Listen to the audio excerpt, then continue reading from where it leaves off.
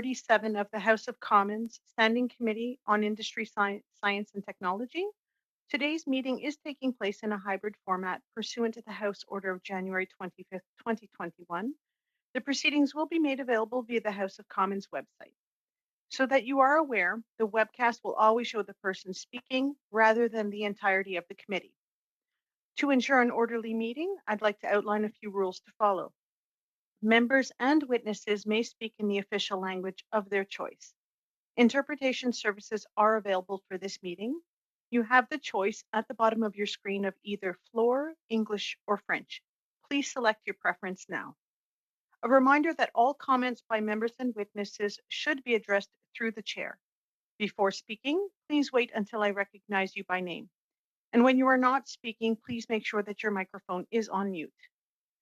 As is my normal practice, I will hold up a yellow card for when you have 30 seconds left in your intervention, and I will hold up a red card for when your time for questions has expired. Please keep your screen in gallery view so that you can see the cards when I hold them up. Pursuant to Standing Order 1082 and the motion adopted by the committee on November 5th, 2020, the House of Commons Standing Committee on Industry, Science and Technology is meeting today to continue its study on the economic recovery from COVID-19. I'd like to now welcome our witnesses. From Ad Energy Technologies, Inc., Mr. Travis Allen, Vice President, Public Affairs and General Counsel. From Advanced Building Innovation Company, Mr. Frank Cairo, Chief Executive Officer and Co-founder. From Canadians for Affordable Energy, the Honorable Dan McTeague, President. Welcome, sir. Du Syndicat des travailleurs et travailleuses de poste, nous avons Jean-Philippe Grenier, troisième vice-président national, ainsi que Hugo Charette, coordinateur de campagne région.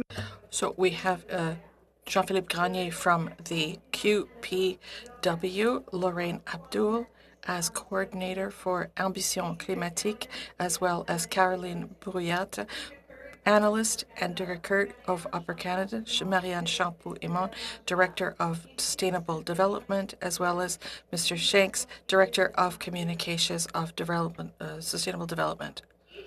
Will present for up to 5 minutes, followed by rounds of questions. With that, we will begin with Mr. Frank Cairo. You have the floor for 5 minutes. Thank you very much, members of committee and Mr. Clerk. I just want to thank everyone for having me here today, and obviously for the attention being paid for such an important issue. I have a presentation that I've sent. If it could be presented on the screen, I'll speak to the slides. Unfortunately, Mr. Cairo, we cannot present it to the screen, but once we have an opportunity to have them in both official languages, they'll be circulated to the committee. Fair enough. So the Advanced Building Innovation Company, which I co-founded with my business partner, Troy Van Hastrick, is a venture that is set out with nothing less than the mission and vision of a full reform of the home building sector.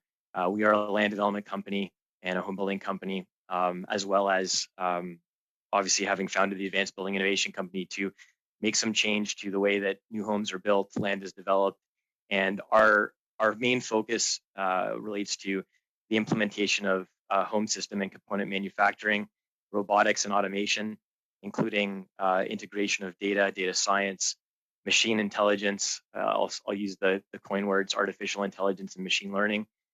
We have a software division that's focused on the proliferation and innovation of generative design technologies, optimization, and combinatorics. So for anyone who's interested in those sectors, we can talk further.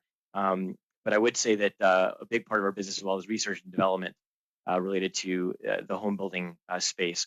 So in particular today, I'll talk about two main things. The first is we are building one of the largest home manufacturing, advanced manufacturing centers in Canada, here in Ottawa, just actually at the periphery of the Honorable Mr. Pierre Poilievre's riding, actually. And in particular, the center is going to showcase the latest in advanced robotics and software innovation to dramatically improve not only the energy performance, but also the quality, affordability, and construction timelines for new home product in this region, but also outside of this region. We see our facility as really, at the end of the day, the genesis of a reform to our industry, from fairly rudimentary practices historically to really embracing the latest in full ship to shore um, cyber physical manufacturing systems. We are not only research and developing our own robotic technologies, but we're also looking at innovative ways on site to assemble these manufactured home products using robotics, using machine learning and artificial intelligence to simplify the logistics around supply chains, the materials and the material waste that comes from new home construction. But in particular, we're using software innovation to dramatically change the way homes are being designed. And so, what's possible now using some of the software innovations we've been working on dramatically changes the extent of the materials that are required for a new home, how that new home performs for the end consumer, but also most importantly, it addresses aspects of affordability. Um, these are all big bucket topics that I can focus on in more detail if anyone's interested. The presentation slide deck shows some images of some things that we're doing and some of the areas we hope to address in our sector. We're also, though, in our software development group, innovating in other sectors. So some of our optimization and mathematical approaches to optimization are now being actually embraced by other sectors, which we can talk about, to minimize waste, improve efficiency, and to make use of the valuable resources that go into product delivery across several sectors. So we see not only this region here in Ottawa as an important economic hub for this future sector, but we also see Ontario and Canada being well positioned as a leader in this space. We hope that export potential into the United States, for example, is something that we can take advantage of. The big ticket issue, the big elephant in the room today, obviously, is commodity pricing and, in fact, the cost of lumber and wood products. Housing affordability is influenced by many factors: the cost of land, the limited land supply, inflationary pressures with monetary policy, but also the dramatic change and inflation we're seeing around the goods and commodities that go into new homes. I would, strongly urge anyone who's listening and would like to make a difference to think about lumber as we would any other product like petroleum and others. It's a very essential part of our economy and needs to be carefully considered. That being said, we are not a supporter of broad government support for business. We feel business needs to stand on its own 2 feet. We do, though, believe that, and time's up, so I apologize for that. Thank you. Thank you very much, Mr. Cairo. And just to let you know that your presentation was circulated to the members this morning. Thank you. Merci, merci. We will now go to Mr. McTeague. You have the floor for 5 minutes.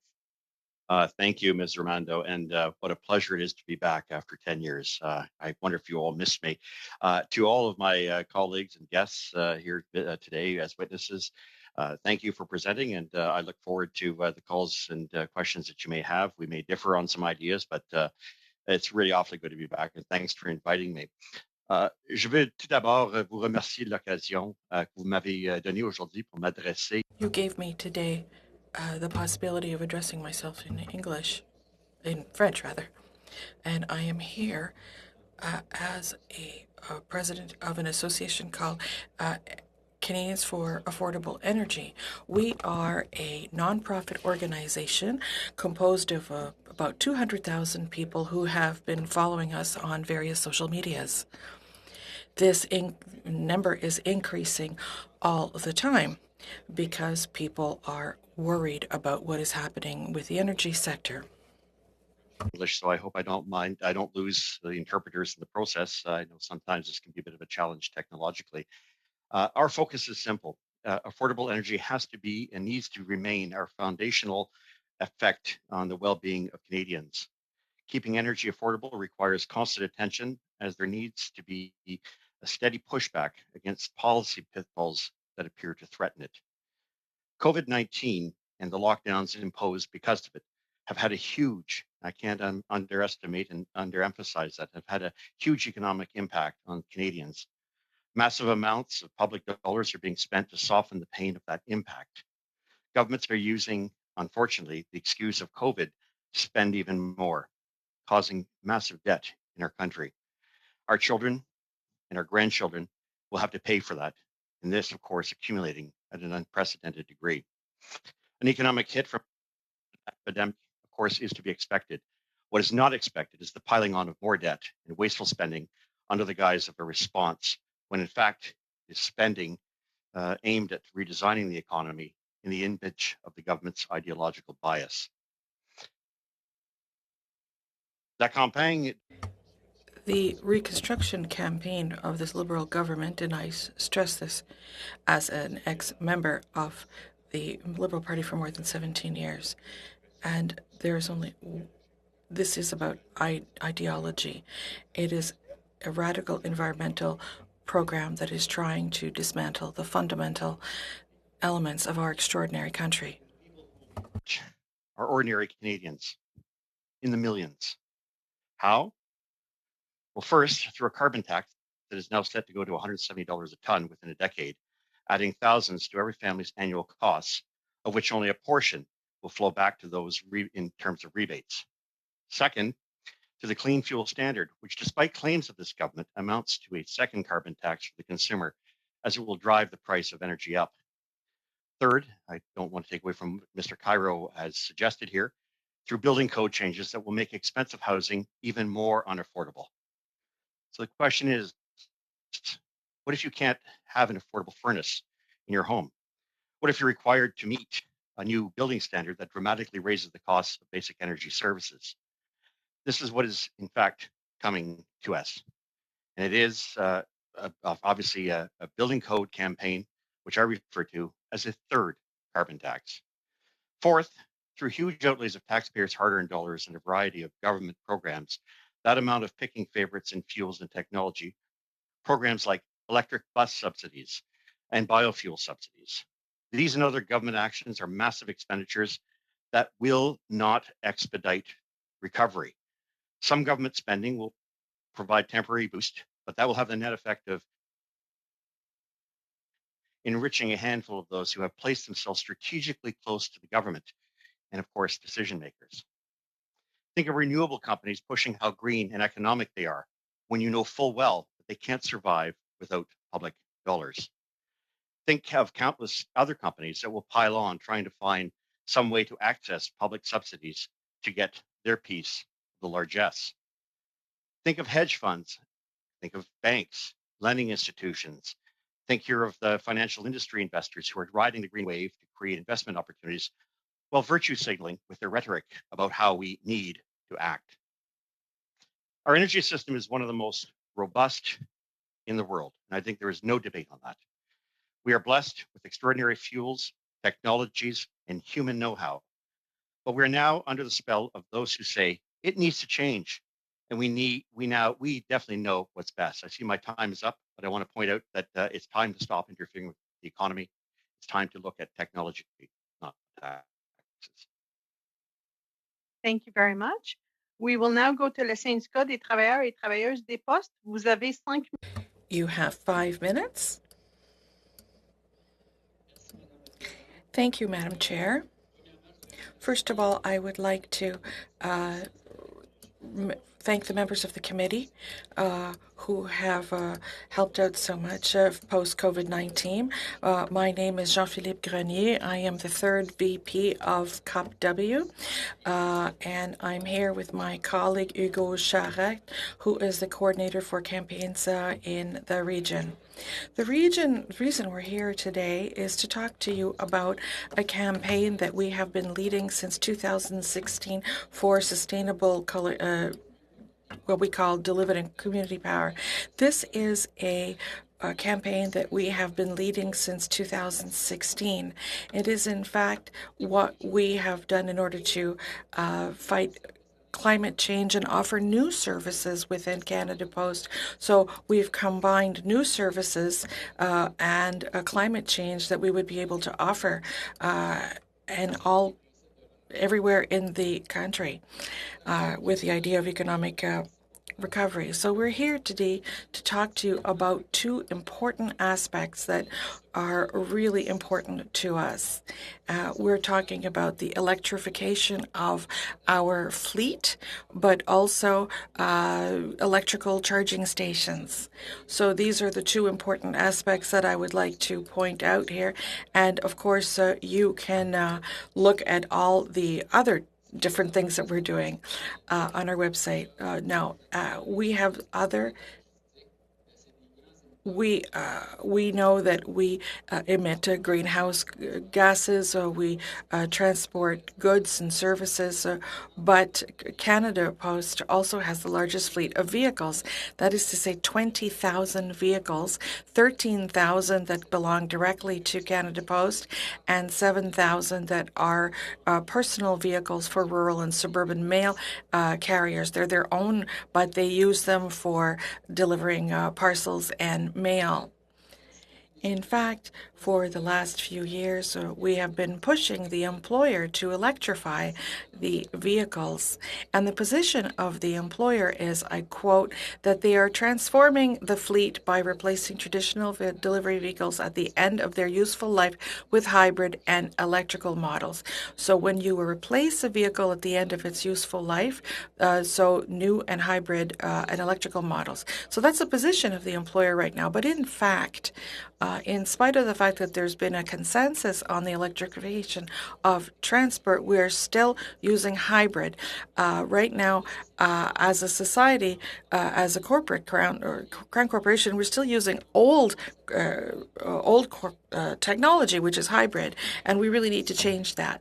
On the ground, of course, some hybrids are non-rechargeable, and some hybrid vehicles are rechargeable, but we don't have a lot of charging stations. So our project is to put in charging stations, 6,100 post offices. And these charging stations could be a real win-win situation because we could use them for ourselves, for Canada Post, but as well as the clients, the customers who come to Canada Post facilities and who might be able to also use them to recharge their own electrical vehicles. More recently, in 2018, there was a study that was carried out by Queen's University to look specifically in the Maritimes and New Brunswick, PEI, and Nova Scotia to look at what they could do to change present infrastructure, and we will be able to give you this study. And it established quite clearly that charging stations is important in big cities, but there's usually not a lot in rural areas, and postal stations, post offices could play an important role here. The idea would be to put in 9 charging stations in the 6,100 post offices. We're using a company right now, an American company, for these charging stations, but we have Canadian examples right here, like Add Energy. I'll give the floor now to Hugo. Hi, I have 20 seconds left here, but what we can say is from 2030, 2050, that's tomorrow morning for a change in societies, and governments have the opportunity of demonstrating leadership with the right direction, and CUPW, with our 55,000 members, are here to be part of the solution for a just and green economic recovery. Thank you so much. Réseau Action Climat Canada, vous avez 5 minutes. We'll now go to Réseau Action Canada. You have 5 minutes. Thank you very much, members. And I am coming here from the territory of Terre-Galles-Méridien, also known as Montreal. I will be sharing the floor with Lauren Latour, my colleague. So our network here is the only one that gathers over 130 labor, development, and faith and Aboriginal groups with the country's leading environmental organizations working on climate change. The last year has taught us a lot of things about the vulnerability of the Canadian economy. We've had a global health crisis, and it has had devastating consequences at this historic crossroads. Now, we can, through a just and green recovery, improve our resilience for future crises, whether they be climate, economic, inequality, and racism, or are we actually going to do anything we can to promote the status quo? Madam Chair, the challenge and the urgency that all of you and your colleagues are facing mean that we need to intervene in the economy in different ways. And in different ways that we have been used to up until now. Canada is the only country within the G7 who's increased emissions since the 1990s. We need to stop the increase of temperatures. Canada must intervene massively in the economy. We need to go beyond simple incentives and voluntary programs for businesses.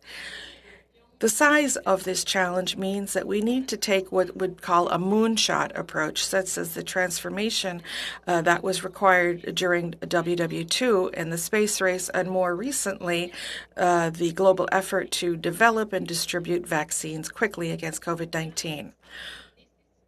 So this will require, first of all, for the government to adopt a more regulatory approach with clear timelines, specifically in the sectors that where we are still increasing in our emissions of GHGs, notably the oil and gas and transportation sectors.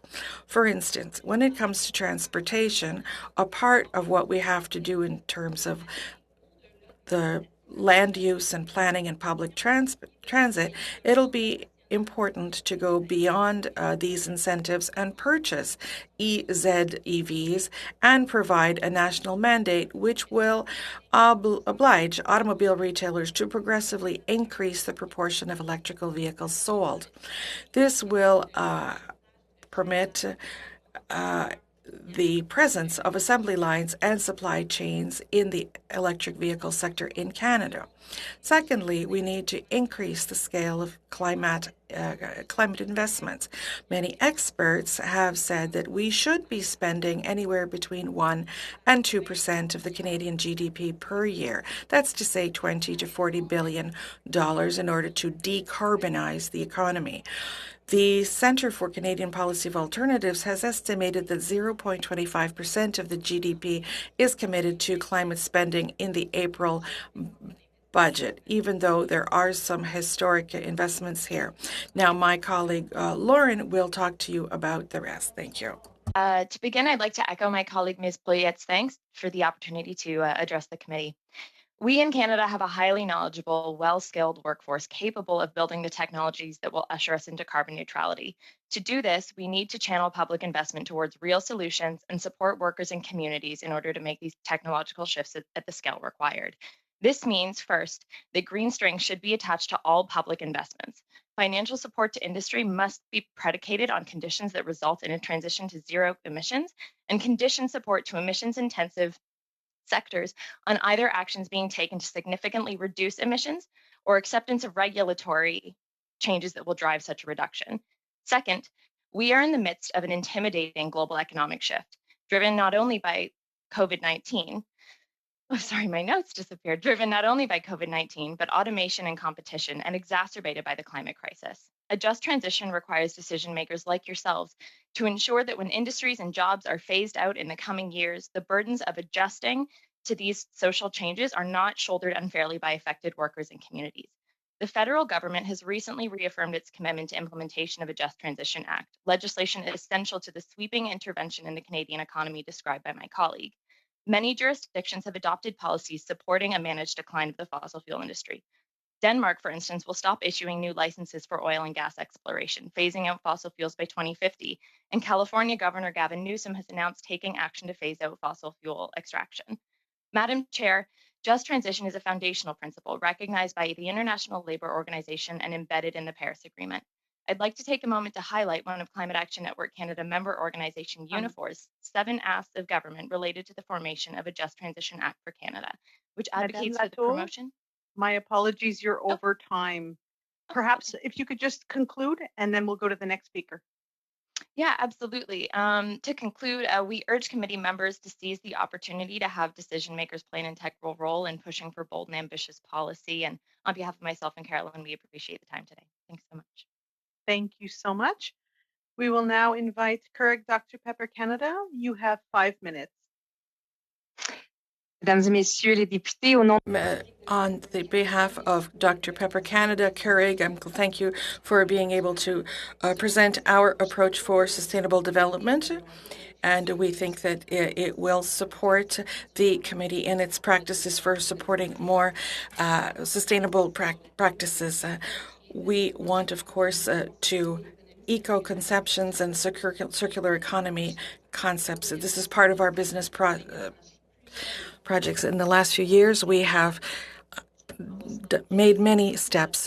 Here's a few examples. We converted all the key cup capsules as well as the Mott's Fruits Sensations pots.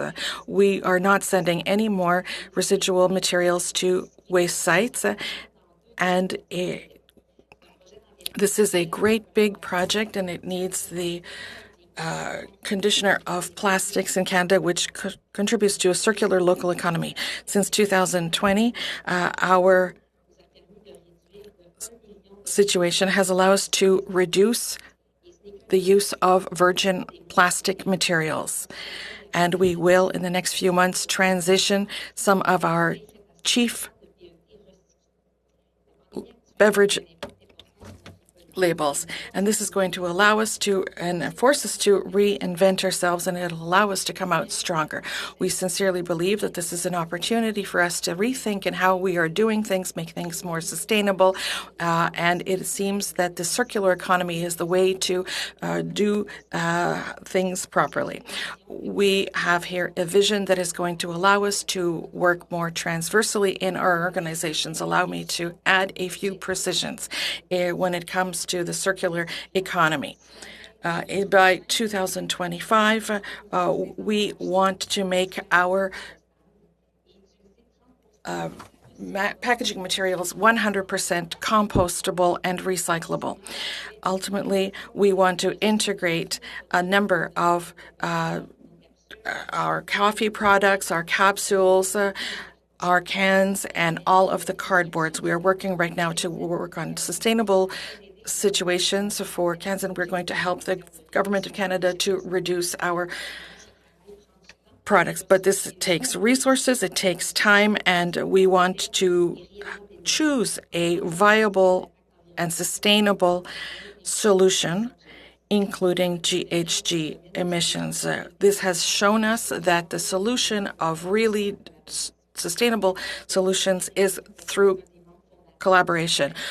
We are part of an important group, a coalition in Canada, which has a goal to recycle plastics in order to have a circular economy using a reverse engineering concept. We want a better relationship between recycling and the plants. Last January, Keurig also joined itself on the Canadian Pact on Recycling Plastics, and we are going to continue to fulfill our 4 ambitions, our goals here. We also are part of, this is also part of our entire approach. In the beginning of the pandemic, we have been helping out with food banks across the country. We are part of the Saint-Michel community in Montreal, and of course, we hold the well-being of the people in the Saint-Michel neighborhood to our hearts. We are working with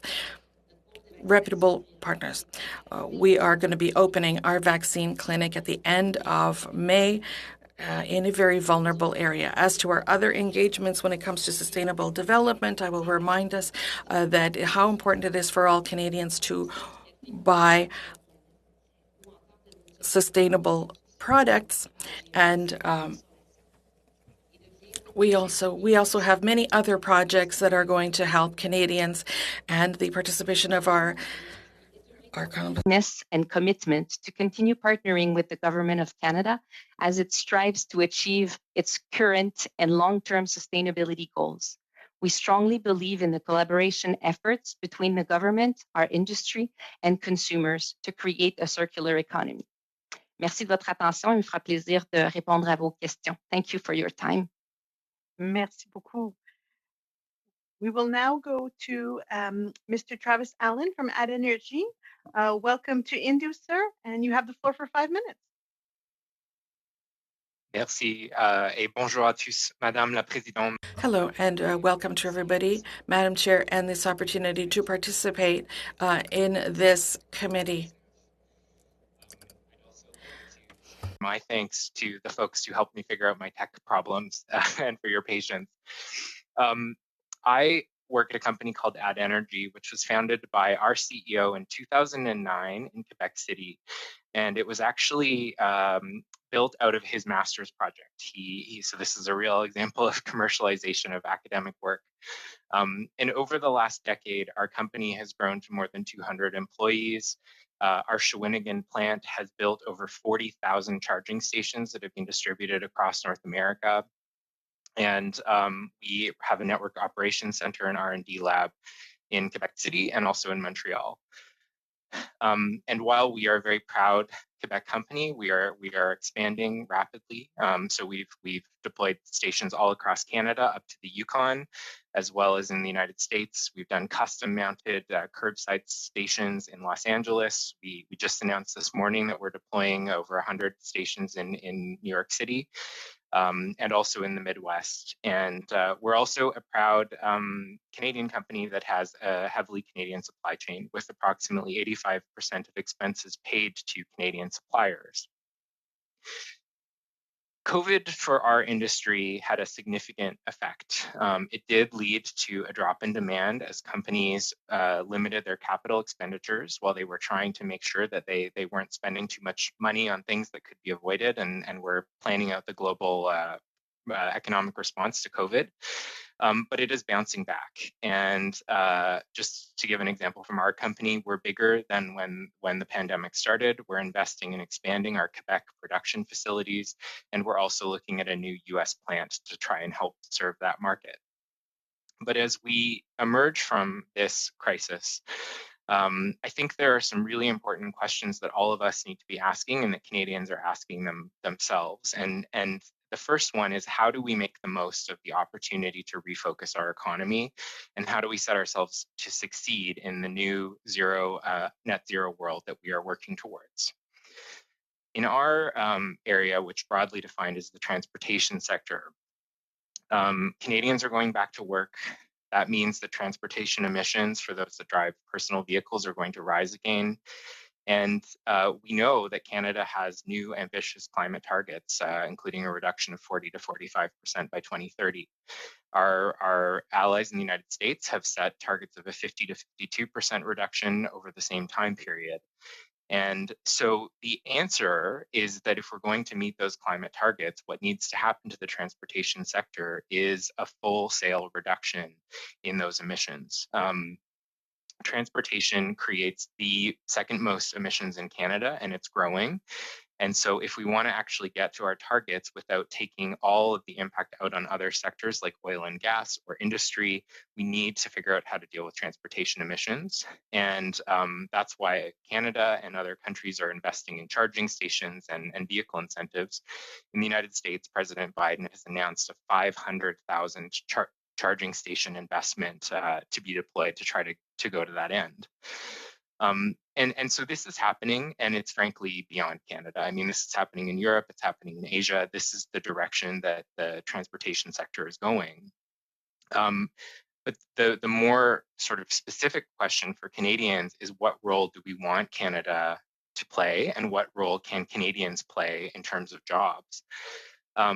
In our area, we see jobs for automotive technicians, electricians, engineers, miners, because of course batteries, Canada has many of the resources needed for batteries, and then other construction professionals that all benefit from zero emissions vehicle production, battery supply chain, and of course charging stations and the energy that powers them. In our little space, charging infrastructure is essential. Canadians are not likely to adopt electric vehicles if they can't see charging stations. And we find that over 50% of the total cost of charging stations actually go to local contractors who install the stations, and also for the electrical power that goes to them. So it's a really great opportunity for job growth. So we think Canada can lead there, and we think Canada should lead there. How do we get there? There's a bunch of policies that can help us achieve this. And we can also work on government procurement because Canada is such a major purchaser of vehicles and charging stations. So at the end of my time, I'll just sum up by saying I'm so pleased that the committee is looking at these items, and we really think electrified transportation can be a big part of the solution here. Thank you. Thank you very much, Mr. Allen. A pleasure to see you again. You presented at the Canada-US committee last week, and full disclosure, I am still a client. With that, we will start our round of questions. Our first 6-minute round will go to MP Poliev. You have the floor. Thank you. My lead question goes to the Honourable Dan McTeague. Mr. McTeague, here in Ontario, the government, roughly 10 years ago, promised that we would create a brand new industry of wind power and solar panels to replace traditional sources of energy. To do that, they created something called the feed-in tariff, which paid the wholesale vendors of this electricity 90 cents a kilowatt hour for solar and 20 cents a kilowatt hour for wind, even though the market price for electricity in the province is about 3 or 4 cents. So in other words, we were paying about 20 times what the electricity was worth. Now, as a result of locking in these exorbitant contracts for 25 years, the average Ontarian opens their power bill and finds that about 75% of it is not for electricity at all. It's for what's called the global adjustment, which is the subsidy we're paying for wind and solar. Now, what has been the consequence of that? One, we've doubled electricity prices in Ontario. Two, we have driven people into poverty. According to the Ontario Association of Food Banks, there's something in Ontario called energy poverty, where people are walking in asking for food because they can't afford to feed themselves and pay the newly doubled electricity rates. Three, it increased emissions because instead of relying on zero emission nuclear and hydro, we ended up having to bring in more natural gas powered electricity in order to provide base load for the intermittence of wind and solar. And then finally, we drove many of our manufacturing jobs out of the province because, frankly, companies can't afford to compete running their factories on electricity that is among the highest in North America.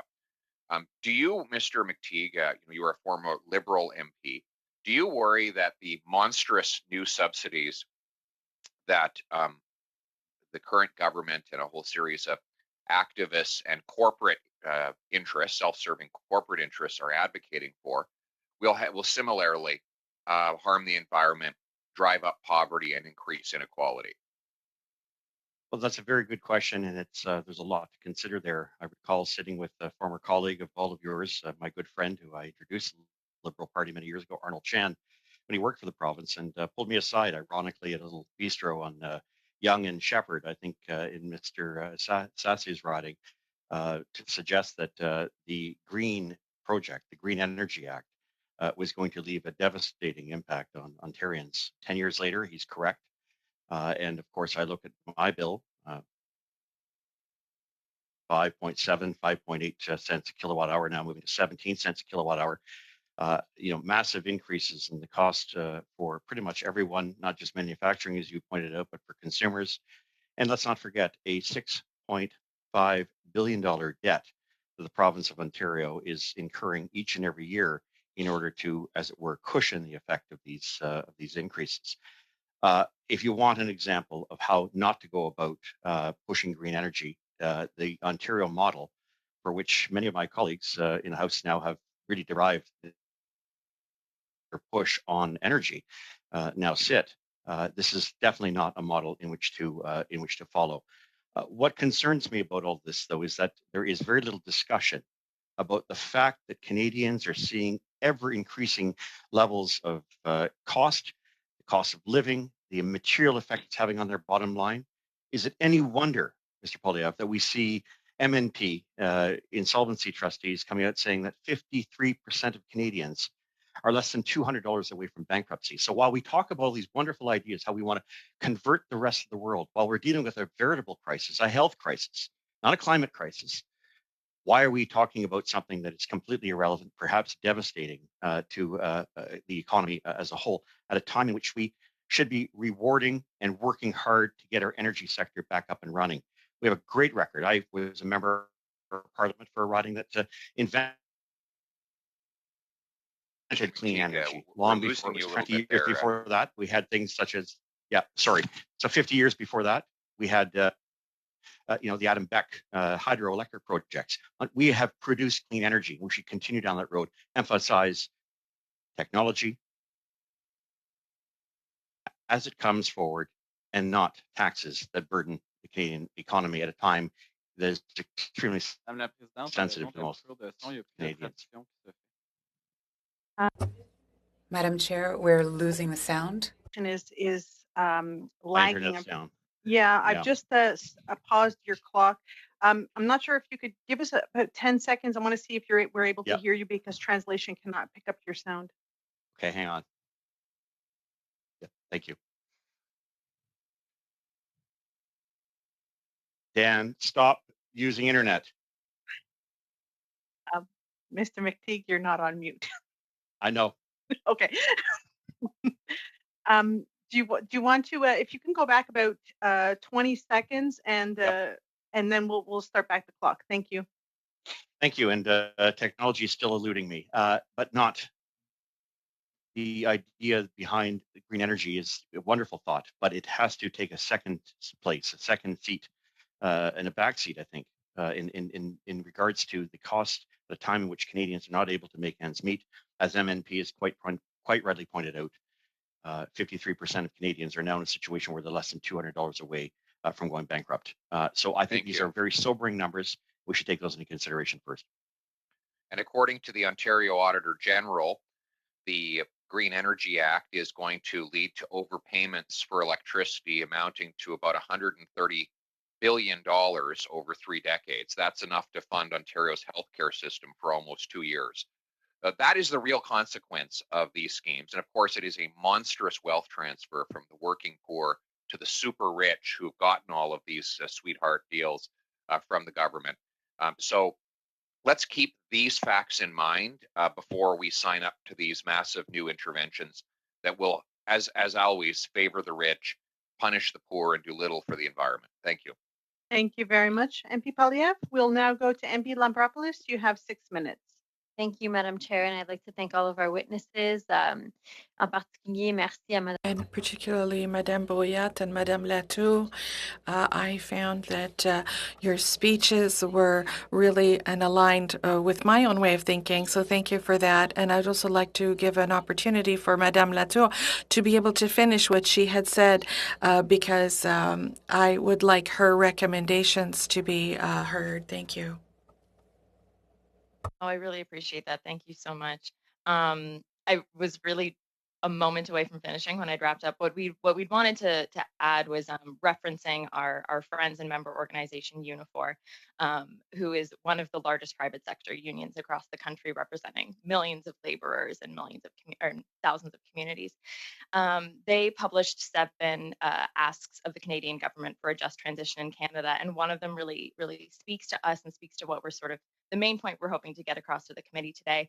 The point that they advocate for is the promotion of green economy, retraining, and skills upgrading. And I think why that's so pertinent to the committee today is this recommendation really emphasizes the dire need for our nation to view investments in science and technology as investments in people and communities, and understand that if we're going to sort of be the leader in science and technology and innovation, the way I know we all hope we will be going into this next integral decade in climate action, that means that we really need to invest in skills upgrading and skills retraining for laborers and communities across the country. So thanks again so much for that opportunity to finish that point. No problem. Thank you so much for being here with us today and for giving us these recommendations. My next question goes to Madame Shanks. Alors, So you are working in a company in Montreal, and I really liked what you had to say. I liked the fact that you talked about the circular economy and the recycling of plastics. I find this to be really important. It's a step in the right direction. And I think that these are things that we can rectify without, but as we know, it also depends on population buy-in. There's only so much a company can do. But if people don't recycle and companies don't recycle in the right way, then it's all for naught. Do you have any recommendations about how the government can help to encourage people and make recycling easier so that it encourages them, either through regulation of companies, for instance, in the not using certain types of plastics? What kind of recommendations do you have to make in this area? Well, I think that a lot of businesses like ours want to do this transition when it comes to sustainable and durable packaging, and they are, of course, concerned with making the right choices. There's an important partnership to establish between governments, municipalities, and businesses when it comes to the education of consumers. I think that this is something that we've really done a lot on our side, and we have examples, specific examples, for instance, in BC or Quebec, where we've established partnerships with Recycle BC and Recycle Quebec, and where we supported the launch of various tools. For instance, one in French called Where Is It Going? Something that was launched a few years ago. So this is launched in parallel with the K-cups that are recyclable. So we have gone to grocery stores to do demonstrations, concrete demonstrations on how to do things in the right way, showing the right steps, how to put your K-cup in your blue bin. And we also invited consumers to download the Recycle Quebec application on their phones. I see Madame Nadeau has this application. Wonderful. Great that you have this app. So this way we can really understand the different steps that we need to make and prepare the various contents and packaging materials. And I think more and more companies need to really get in line. Well, we did this, we were showing things, but, we do a lot of online education for consumers as well. And we have videos that are available. We put them on social media as well. We've also put ads on TV, and now we're putting ads in newspapers, magazines. So I think it's good to have a kind of a 360-degree approach to this. And where we saw the best results so far in Canada is where we worked hand in hand with organizations such as Recycle Québec and Éco-Entreprise Québec as well, and Recycle BC and other organizations of the kind, like the Recycling Council of Ontario, for instance. So I think that that kind of consumer education is something that is going to be a huge priority for governments, for us, and make sure that businesses find their way, because they have a special relationship with their own consumers. And this allows us to join and reach the consumers. Thank you. Thank you. I have 20 seconds, so I won't ask any more questions, but I want to thank the guests. Thank you so much. Thank you. Now, Mr. Lemire, you have 6 minutes. Thank you very much, Madam Chair. If we're talking about the green economy and the economic recovery, this is about health and creation of jobs. I'd like Mr. Allen a question. When it comes to the deployment of this network in Canada and Quebec, we know that the federal government and the U.S. with Mr. Biden there, wants to set up a massive electrification of transportation. And with the Buy American Act, we can expect energy be more present in order to be able to produce more locally and establish themselves as a leader in charging stations and other things. So what are your ambitions for growth in Quebec and Canada, and how is the federal government able to help to contribute to the development of this interior market? Thank you. Our ambitions are pretty ambitious, I would say. We are seeking to grow and create one of the world's leading EV charging networks and manufacturing companies in Quebec. We've had early success expanding across Canada and now into the United States, and there's so much more to do. As you've said, as Mr. Lemire has said, there's a huge opportunity there. So, some of the important policies and things the government is doing or working on. One is large macro policies like the Clean Fuel Standard, working to help try to get better outcomes on Buy America. This is critically important. Incentives for charging stations and vehicles. We hope eventually as a mandate to align with Canadian adoption targets. And then the last one is really procurement. The government of Canada and its crown corporations are hugely large owners of vehicles and parking spaces, and that is a big opportunity to get at those transportation emissions. So I think a really great strategy on green procurement could go a long way to supporting not just our business, but many Canadian businesses that are involved in transitioning electrification of transportation. Merci beaucoup. Thank you very much. My next question for Mr. Grenier from the CUPW. So your project to diversify services as well as the reducing the carbon footprint for sustainable communities. You have said that Canada Post could develop a secondary and a tertiary network for charging stations. Do you want to give us more details about it? Yes, thank you very much, Mr. Lemire. As you know, we have postal offices that have been established all over the country.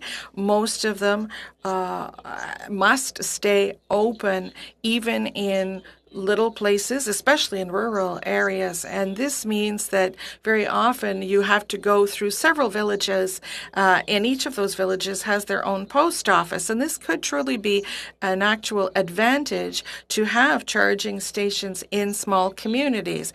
It could help for the transport of merchandise. It could also help green tourism. And the establishment of such a network, it would mean that it's an enlarging of the network. And because sometimes I say there's a big concentration between Quebec, Windsor, or after that, things are a little bit more spread out. But we want to be able to use a public infrastructure that already belongs to the Government of Canada and establishing a primary and secondary network of this kind all over the country. Thank you very much. Now, we know that the postal fleet of the USPS is massively going to be electrified in the next few years. What about Canada Post's fleet? Can you tell us a bit more about that? I'm going to give the floor to Hugo. He's much more up to date on these sorts of details. Thank you, Jean-Philippe. So we have seen that things have really changed with the new American administration in that regard. President Biden is a real leader. In January, said that he wanted to electrify the entire fleet of the USPS. And in March, he's already launched a bid for potentially 165,000 vehicles over a 10-year period. And we can see the Canada Post strategy right now is just to have hybrid vehicles, but that's very old-fashioned. For electrical vehicles, they're going back to the pilot project, which they're already done, and now we're going back to another project. So the sites that were announced by the employer in January was 10% of light vehicles to be hybrid, and for for the charging stations, they want to do another pilot project for treatment plants, 3 for there and 1 at the head office. So a total would be 9 charging stations only for all of Canada. That's really not enough. We can do better. We have an enormous potential. We have 6,500 when it comes to other places. So we have a potential here of doubling the offer. We have more postal offices than McDonald's and Tim Hortons combined. So that really shows the kind of leadership that we can take. For Mr. Allen, do you have the capacity to be able to make enough charging stations for the 6,100 postal offices? Very confident in our ability to produce for all Crown Corporation and government charging station needs, and excited to compete. Thank you. Thank you very much. Merci beaucoup. We will now. Thank you. Massey, you have the floor for 6 minutes.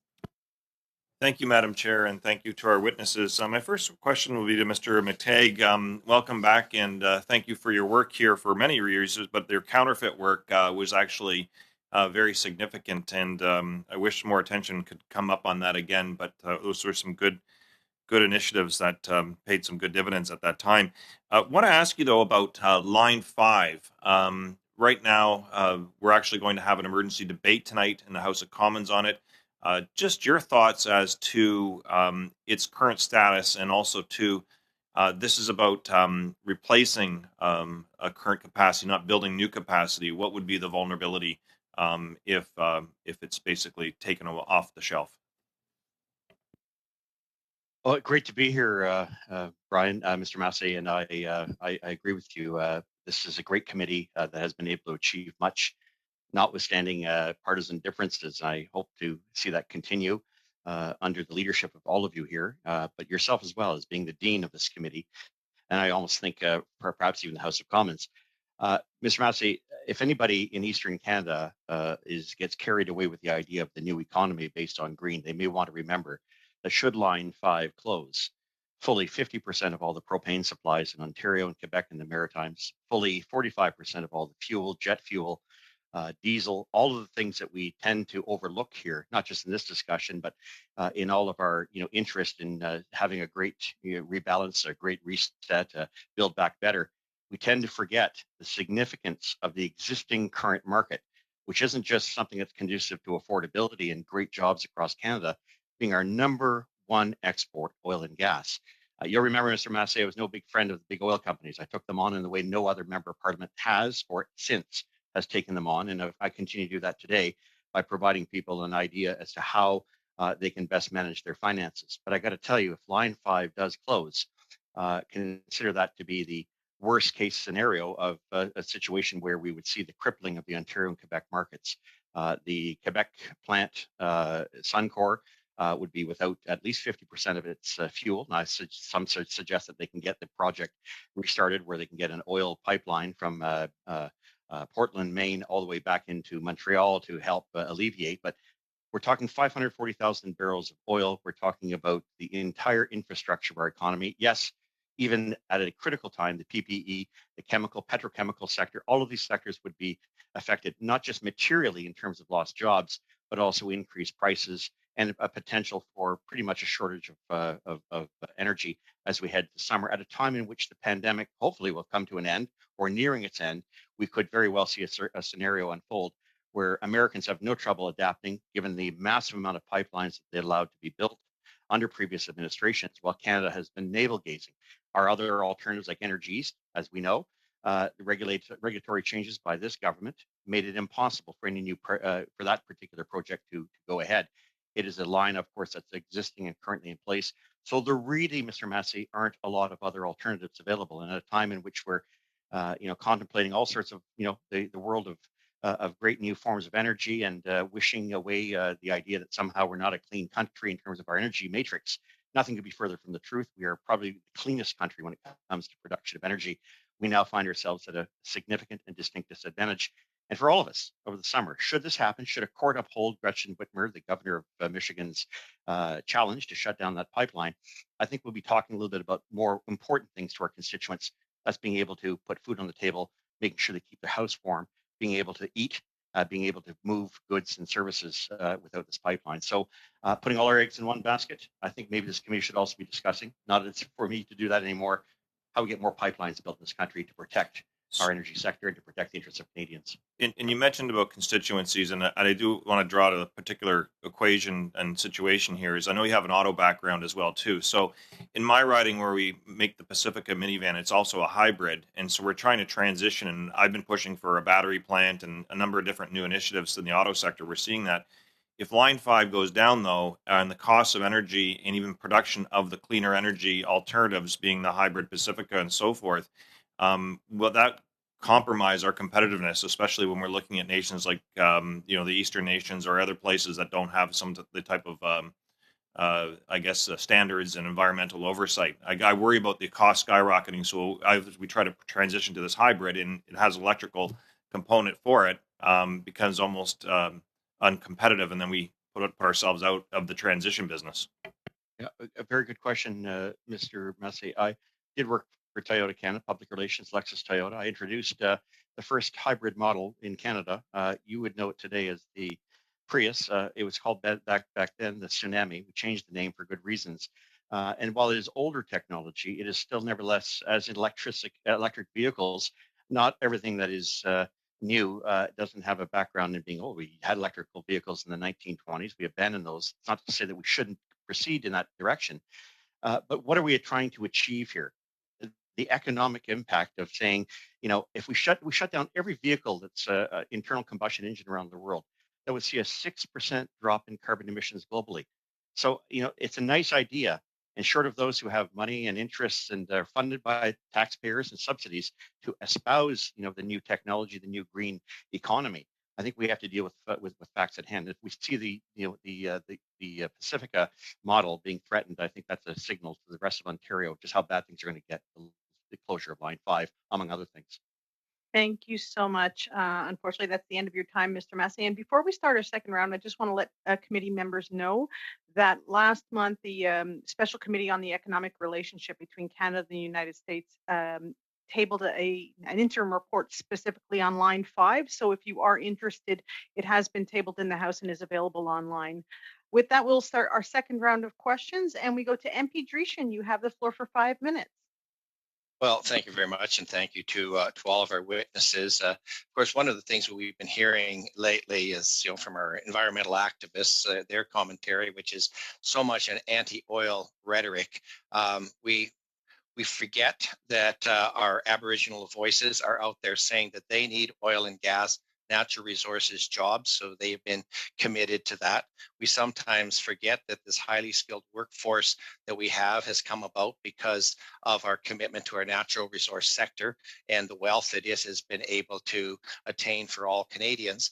And again, as we've heard with some of our other witnesses, we may want to talk about mining so that we can become leaders as far as the battery industry is concerned.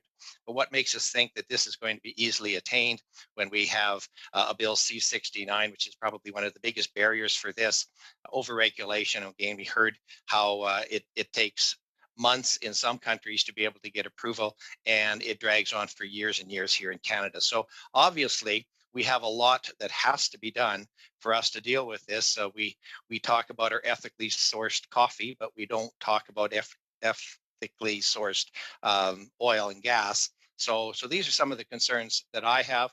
Of course, today, Bloomberg has just indicated that China's emissions now exceed the emissions of all of the developed world combined. Yet we keep talking about how great it will be that China will be on side and that all will be right with the world as far as the environment is concerned.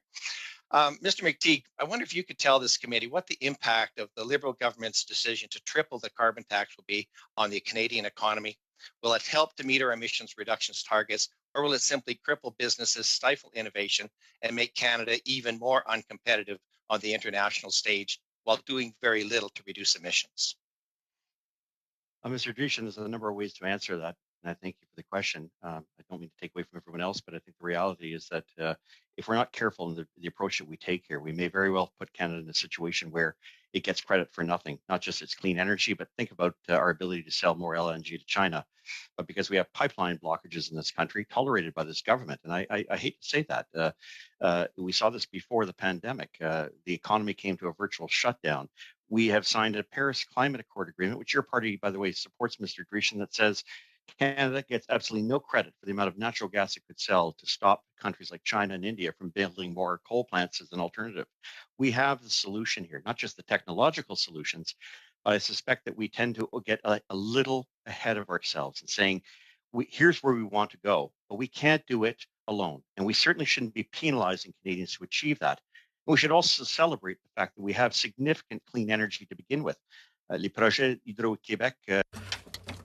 The electrical Hydro-Quebec projects are an example in my old riding in Pickering.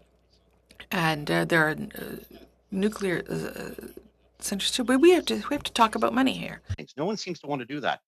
Grecian, when I did the study on the CFS, before the federal government had, in fact, implemented what I think to be a very dangerous second carbon tax, a clean fuel standard, which no economists globally would, environmental economists would support a second carbon tax to ruin the first carbon tax. It turned out the federal government had never done a cost-benefit analysis. We found out that for every dollar of environmental benefit on a clean fuel standard, it cost the public 6. So in that kind of scenario, you can see where manufacturing may decide to leave. Canadians may not have the ability to make ends meet. And I really want to bring this back to where I think politicians and our representatives have to be. You can talk a great deal about the things you want to do, but you can't forget the people that elected you. Consumers rarely taken into consideration. We need to have an affordable, balanced approach to how we want to make these transitions. I think we all want them, but they have to come gradually and they have to come in lockstep. I mentioned Toyota Canada a little earlier to my friend Brian Massey. There's a company that will not go all green, all electric vehicle for obvious reasons. And they believe they can drop the amount of emissions through other technologies like for instance, hydrogen. So I suspect that we can do all of these things, but we have to make sure that we keep Canadians on board. We're living in a time in which we're borrowing a lot of money to maintain the standard of living. What comes out of this pandemic will be extraordinarily devastating, potentially to the Canadian economy. Well, thank you very much. And of course, I think one of the other issues, and we're involved in agriculture here in Alberta and across the country, but we look at the terrible costs that are associated with the carbon tax that people don't understand how much it is embedded into the transportation, into our fertilizer, chemicals, and so on. So hopefully that message gets out. Thank you very much. I hope it does Perhaps if you could just quickly respond. I think I've got half a second left. Yeah, there's no doubt carbon taxes are hurting farmers, and I think Parliament has to address that issue. Thank you. Thank you very much. We'll now go to MP Assassi. You have the floor for 5 minutes. Thank you, Madam Chair, and thank you to all the witnesses who've appeared before us today. Chock full of different recommendations on the green economy and some suggestions as to how we can do better. Now, if I could go to Mr. McTeague. Mr. McTeague, I've been straining since listening to your testimony to come up with a single recommendation that would assist us as a country to move forward on the environment and do a better job as a country. I have to say, this process, and it's very disappointing that all you talk about is budgetary allocations and affordability. Today's session is about the green economy and how we can tap into Canadian innovators. Mr. McTeague, are you a lawyer? No, but I've written law, Mr. Assassi, as you know. You're not a lawyer. Can I ask why you have... I'm not a scientist either, Mr. Assassi. I was going to get to that. So you're not a lawyer, but you say, and this is a direct quote, Supreme Court now apes the alarmist nonsense of Greta Thunberg. If you're not a lawyer, is it really okay for you to sit in on judgment on the Supreme Court? Well, that depends, Mr. Assassi. If the Supreme Court, you asked a question, Mr. Assassi. Can I answer it? But you're not a lawyer. Mr. Assassi, we've heard you, Mr. McTeague. You're not a lawyer. Are you sitting in on judgment on the Supreme Court? Mr. Assassi, the question is rhetorical. The answer is not. Gentlemen, may I ask that you not speak over each other because the interpreters cannot do their work. So may I ask that you not speak over each other? Thank you. Thank you. Now, Mr. McTeague, you've admitted you're not a scientist. Why would you, and I quote you here, it says, the environment is a faddish hysteria over climate change. You're not a scientist, am I correct? So, Mr. Asasi, if you're asking me my credentials, I think you know them. When you've served 17 to 18 years, you've seen questions like that before. Sir, are you a at a point where I was scientist? asking questions like that. Are you a scientist? In no Mr. way, McTeague? Mr. Asasi, I think I answered that Point of question. order, Madam Thank Chair. you. Point of order. Madam I've Chair. stopped the clock. Yes, MP Massey. Yeah, can we at least have the witness be able to answer the question without being badgered? I just, if you're looking to have things, for the interpreters, then I just suggest that there at least be provided 3 or 4 seconds before interruptions. Agreed, Mr. Massey. Mr. Isasi and Mr. McTeague, may I ask that you give each other an opportunity to respond? Thank you. Thank you. Thank you. Mr. McTeague, just a yes or no, please. Would you agree and admit that as a country, our emissions are up? Yes or no? Yes, they are. Yes, they are. Okay. So would you also agree that there is an international consensus about climate change? No. Yes or no? There's no consensus. Okay. Perhaps that explains what you said earlier. And I quote you again. You said during your testimony today that our country, quote unquote, is attempting to convert the rest of the world. What did you mean by that?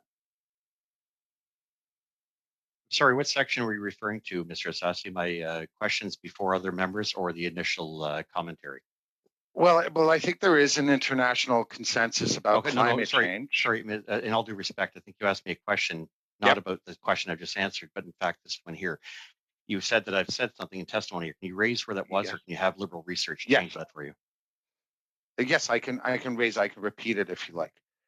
Quote unquote, you say the government, quote, is attempting to convert the rest of the world. Is that really what you see our government's mission being?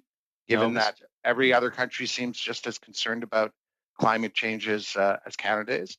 Not sure where you're reaching for that, Mr. Asasi. If you think I said that, that's fine. I'll leave that with you. I don't believe I said that. What I said was that I think Canada has to be careful of the role it places on emphasis on changes that are going to have a dramatic impact on the bottom line of Canadians. Mr. Asasi, I think constituents of Willowdale are just as important as people around the world who understand this issue, but all understand you can't achieve these things by losing people along the way and destroying their ability to make ends meet.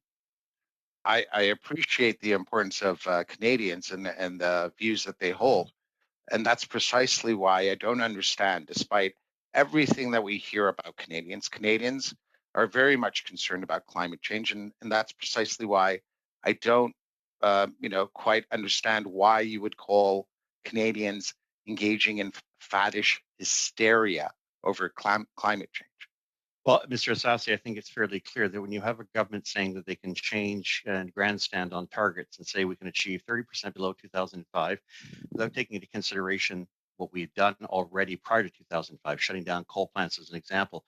When you have a government that says, well, we'll change that, make it 45% below before 2005.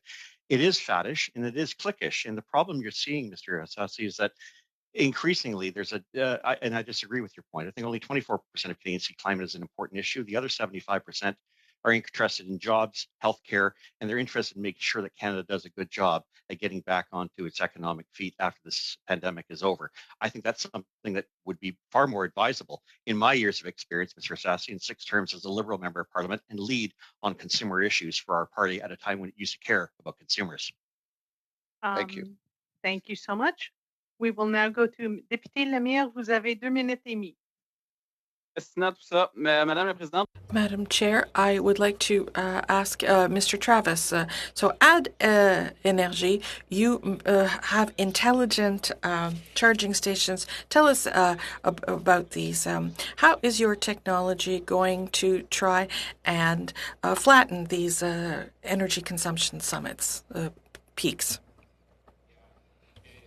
Technology that we developed in Quebec helps us do a couple different things. So, when you think about a traditional fueling structure like a gas tank, it's really about taking fuel safely from a big tank and putting it in your vehicle.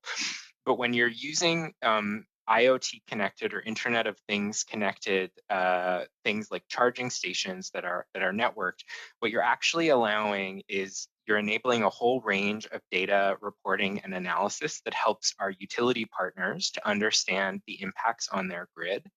And it also eventually will allow Canadians to make really smart choices about when they consume energy and how. And that will allow both for cost savings, which as many witnesses here have mentioned is really important because there's different times of day, especially when we use solar or wind, where there's more power or less. So it allows utilities to incentivize the best types of consumption.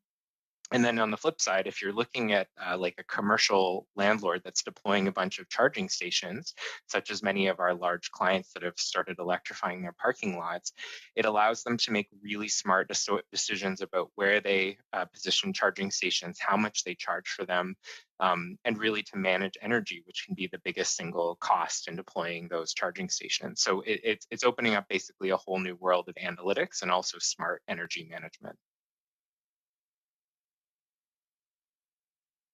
Vous recommandez You are recommending that 75% of new purchases for the fleet be zero-emission vehicles. You also recommend that the government should have a target of 30% of parking spots with an increase of 5% a year. Would there be financial stimuluses available for this, for instance, having charging stations in your own home? That's correct. We have made recommendations to the government to expand its purchase of both electric vehicles and charging stations, primarily to line up with the Canadian government's own objectives with respect to electrifying transportation and also to support their greening government techniques.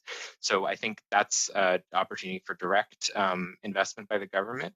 And there's also huge opportunity to help electrify people's homes as well. Thank you very much. Merci beaucoup. Merci beaucoup. Our next round of questions will go to MP Massey. You have the floor for 2.5 minutes. Thank you, Madam Chair, and thank you to all our witnesses. I know I have limited time, so I'm going to go to the Canadian Union of Postal Workers and thank the other members that may not get a chance to answer because I'd like them to be able to have a full, robust answer and not interrupt them as their guests here.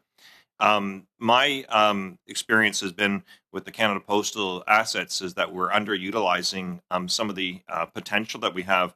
And I've noticed your campaign of affordability also includes everything from manufacturing to also using our assets and then paying a dividend back to taxpayers, which Canada Post has a long, long history of doing. Can you maybe expand a little bit in terms of how we can connect a little bit of the manufacturing as well towards it? So, for example, where vehicles that we produced are, purchased most recently came from Turkey, they could actually be done here in Canada. So, at any rate, can you elaborate on what you're proposing?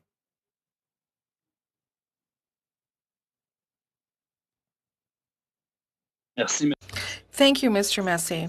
Yes, right now, electric vehicles that we have seen arrive and the ones that we have right now are hybrid and they are made in Turkey. So there's no directive to buy Canadian. But more recently in southern Ontario, the three big automobile manufacturers have signed deals with GM, and GM is going to be using a hybrid situation in Oshawa. So I think that in Canada, we are with the optic of electrifying tractors, and we saw that every time 7 vehicles are going to be produced there with Ford. What we have to understand here is that we need delivery vehicles that are adapted to Canadian climate conditions.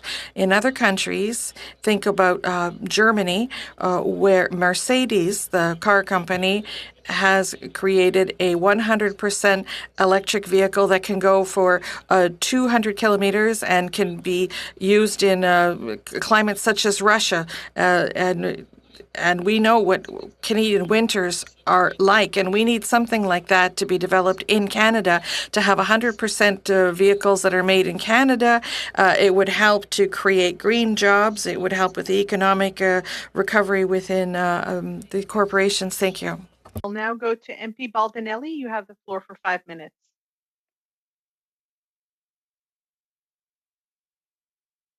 Thank you, Madam. Oh.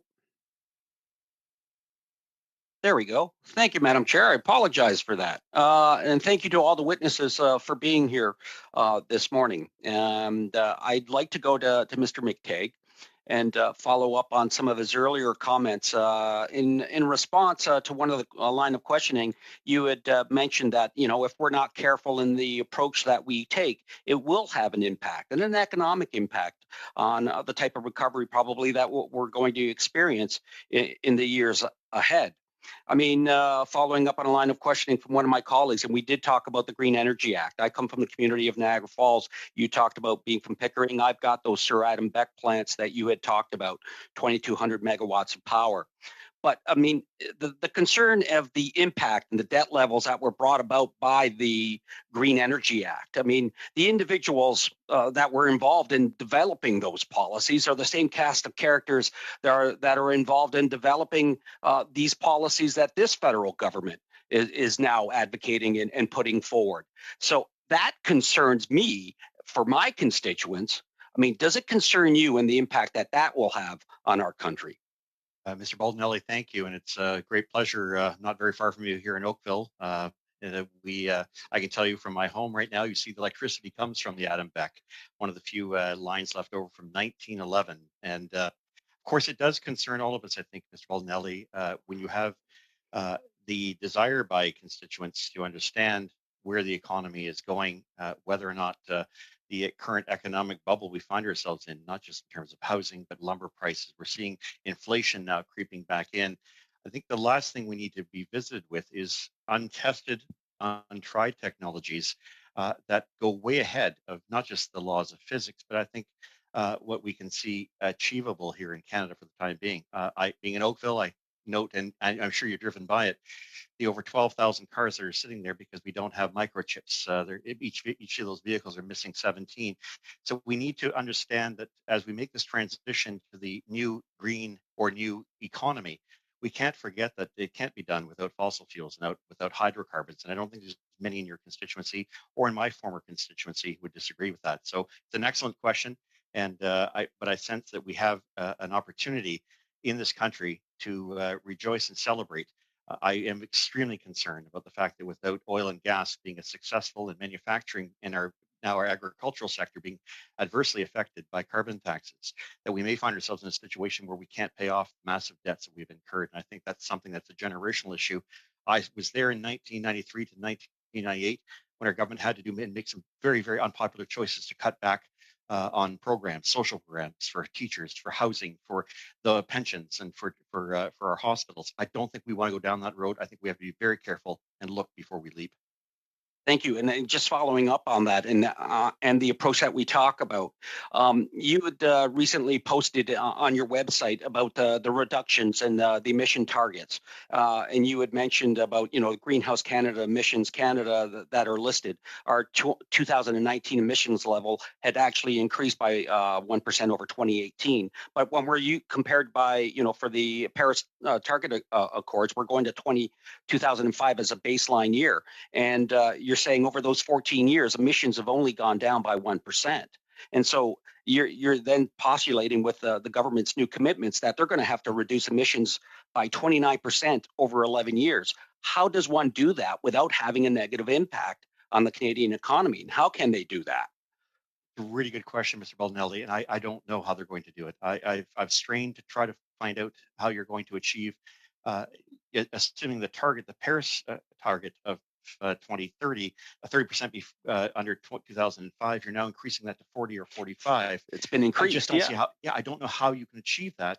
Look, the next data and information I think the committee has to understand, and I think is going to hear, is with the lockdown in Canada, we saw a 7% decrease. Are we all planning then to accept a 7-year lockdown in order to achieve those targets?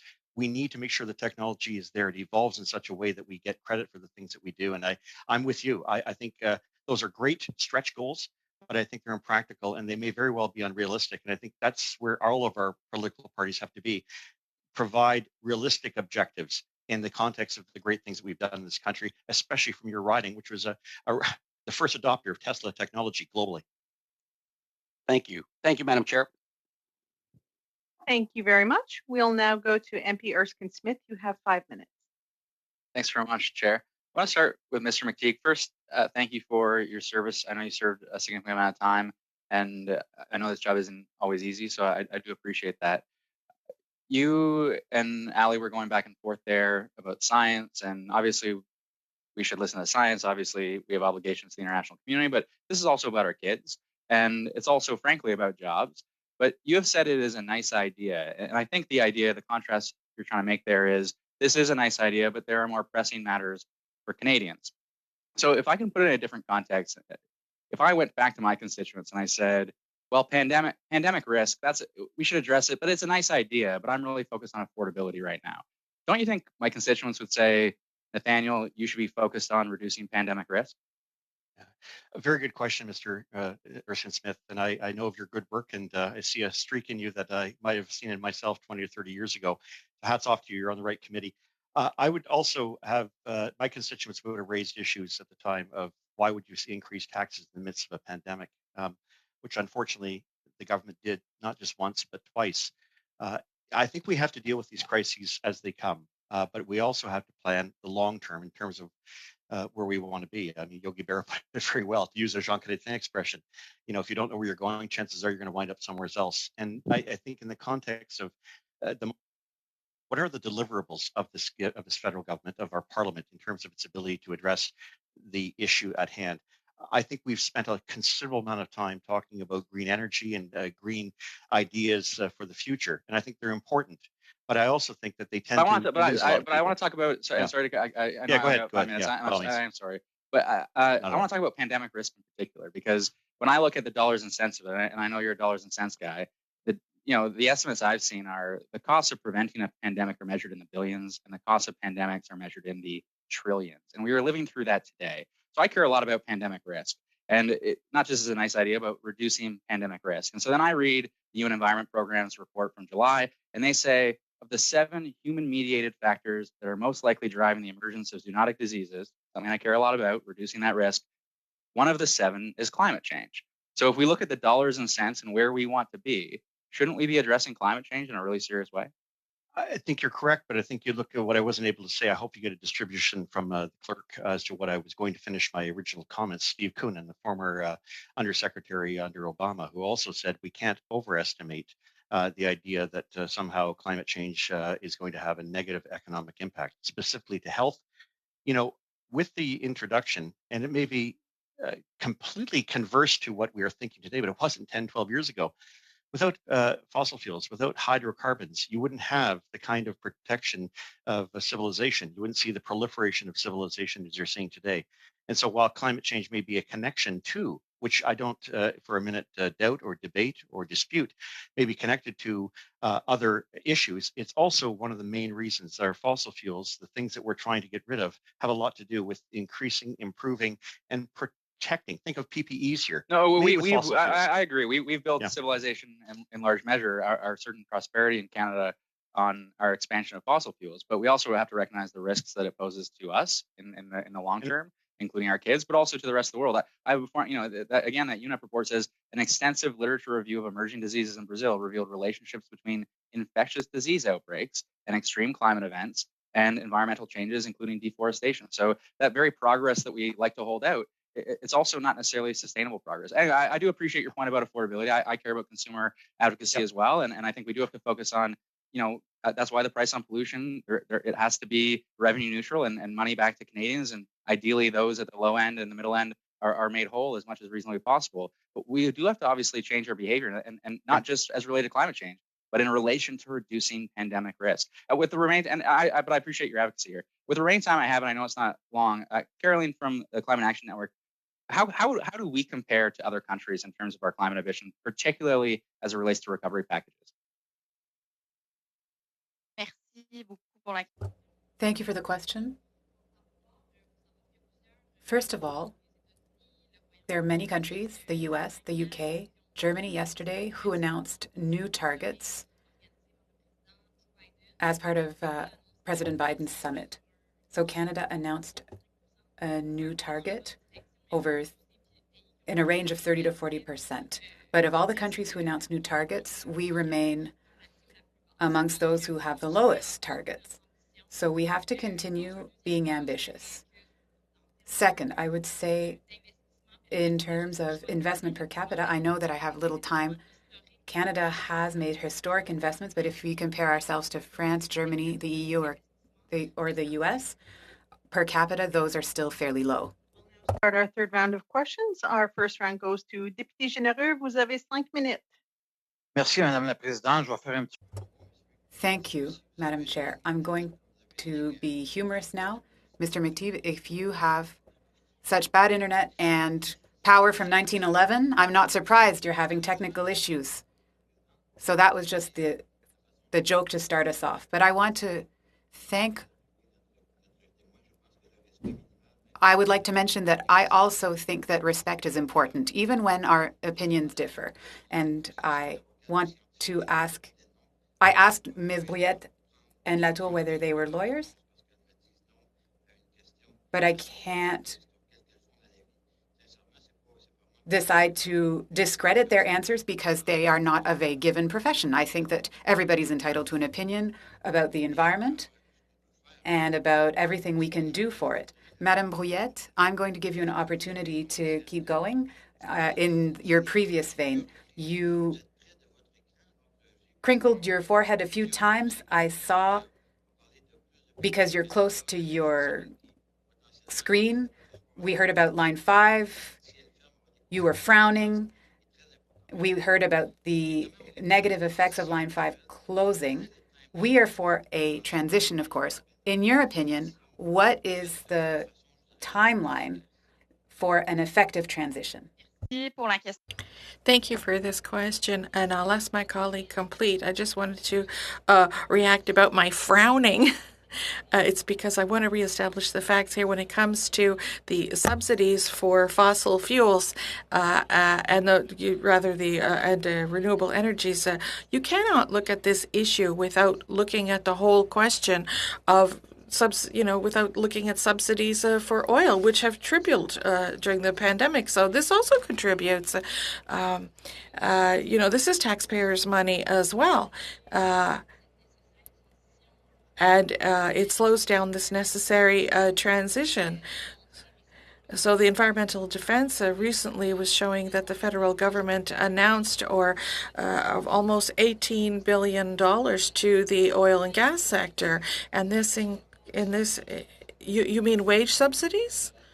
Like to Air Canada or to businesses or to Canadian small businesses? Well, it can take different forms. It can be fiscal credits. It can be programs to reduce emissions. Yes. Well, I know I'm going to be cut off any second, but I'd like to ask you a few questions. If we know that my mom used to always say, nothing is created, nothing is lost. So if we had no oil, where should we get our oil from the rest of the world if we don't get it in Canada?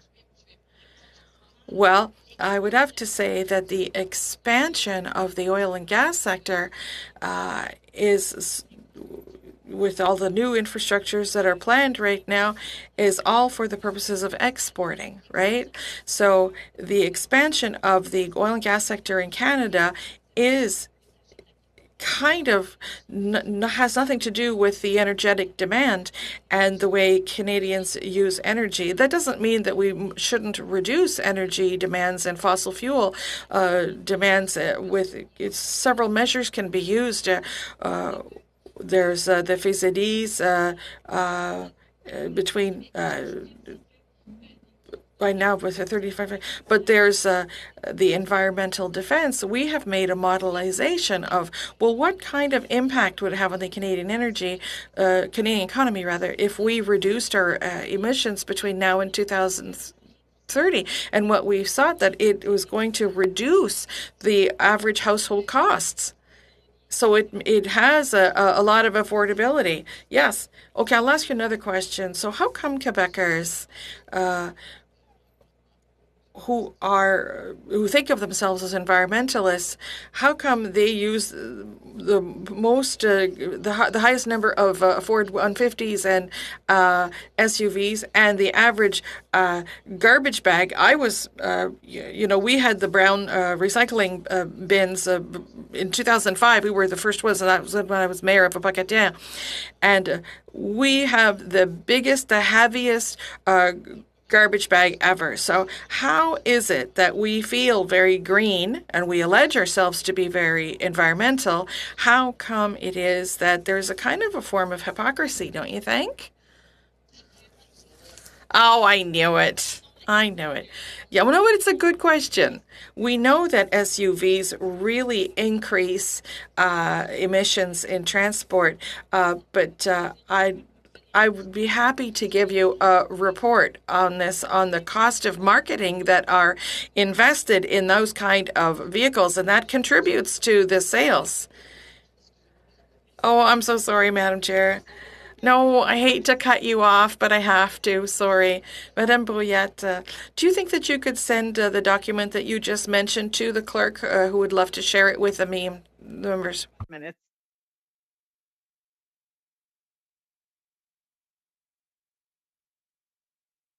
MP Jazik, you have the floor.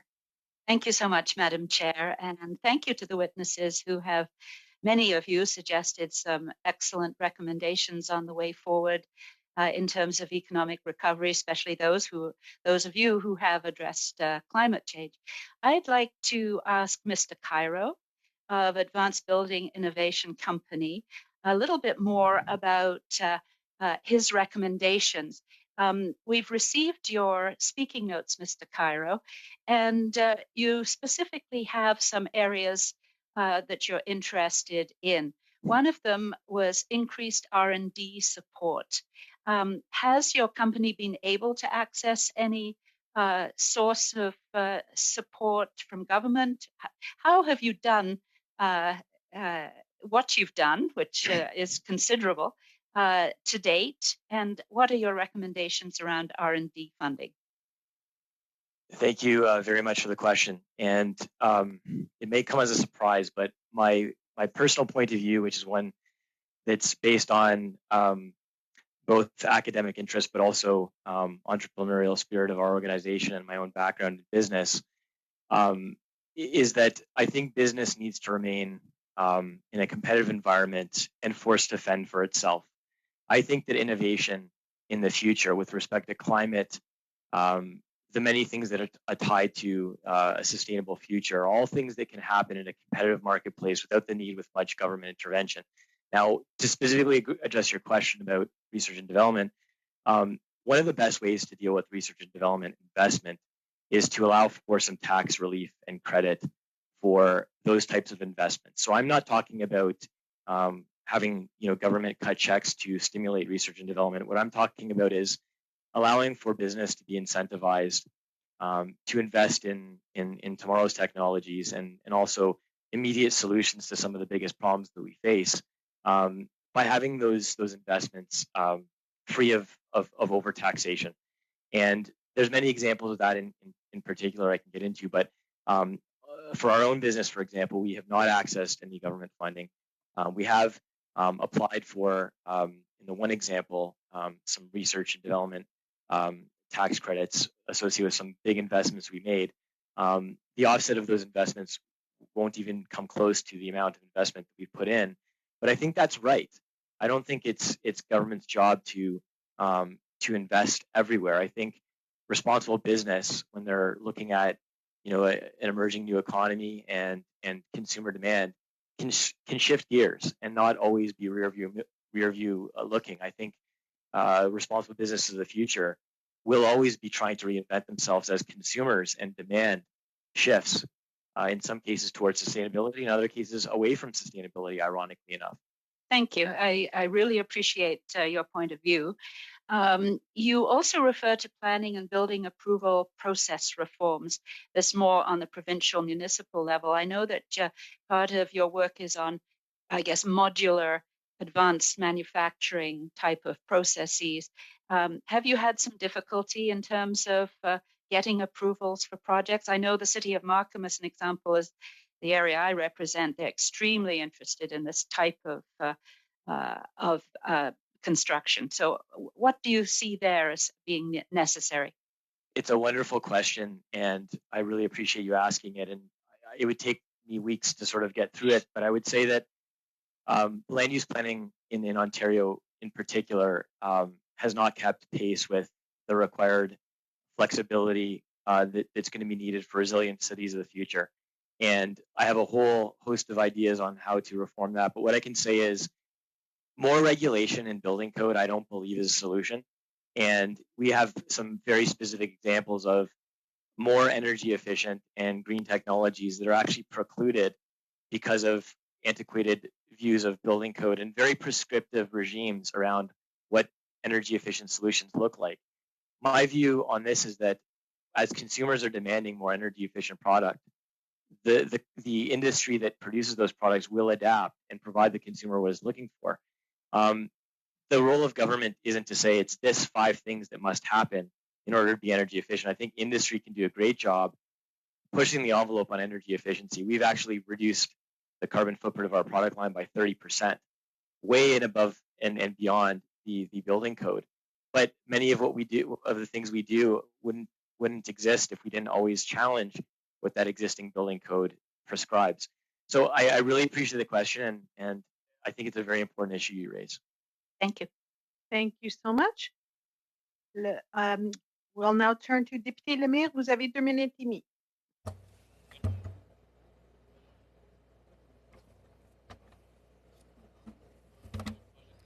So we have a project for diversification of services that you mentioned, and you've talked about the appreciation of the last Green Plan of the Liberals. Oui, merci. Donc, thank you.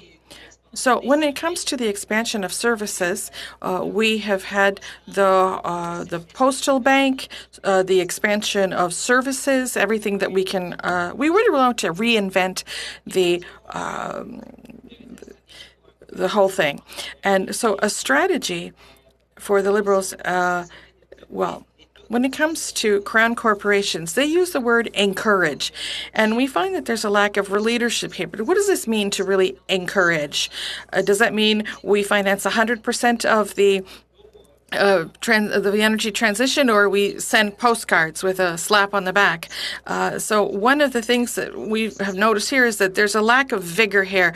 There isn't a specific and clear language in the economic recovery plan, and that's what we want. We want to send a signal, a clear. When I hear Mr. McTeague say that we have to wait in order to be progressive, but you have seen Mr. Breton from Mobility Electric Canada, who has really shown how the electrification of transport shouldn't be seen as an expense, but rather an investment. And he said we mustn't miss the boat. Europe is already positioning itself that way. So is Asia.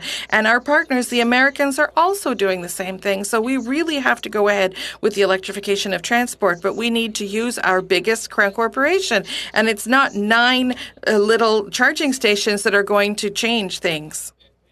Absolutely. Now, you talked about a study and the importance of investing in a secondary network where Canada Post offices could be used as a place to recharge vehicles 24 hours a day. What about that pilot project? Could you talk to us about that? Because you mentioned one. I think it's with an American firm. Yes. So those nine charging stations, which were given us by the employer, it's called Charge Point. They're the ones who are going to be installing those, and with Queen's University, we have seen the potential. We're talking about the green recovery, post-COVID recovery, and this could be a way to do this. We have the infrastructure. We can be setting up charging stations and accelerate the transition. Thank you very much. You have 2.5 minutes. Thank you, Madam Chair. I'm going to ask quickly to the Climate Action Network, and then hopefully Mr. Allen has a brief answer as well, too. But I started with Mr. McTague, and we heard about Line 5 because it connects to, in terms of the manufacturing that takes place in my constituency, which is a battery-operated hybrid vehicle being the Pacifica, which was actually turned away by Canada Post, not by the Canada Postal Workers Union here, to buy vehicles in Turkey. And the reason I think that's important is because we need that to be able to actually continue productions in a shift. And then we hear about the opportunity from Canada Post, which is actually procurement. So the Climate Action Network, I've been hearing like nonstop since being here from, and I don't want to be too partisan, but by liberals and conservative governments over and over that they can't do government procurement. But I see this as an incredible opportunity, whether it's my riding or somewhere in Oshawa or along the line here in our own country to do this type of electrical procurement because it will lower consumer prices. What's your thoughts about procurement in general in terms of government contracts, similar to what the US and Europe does?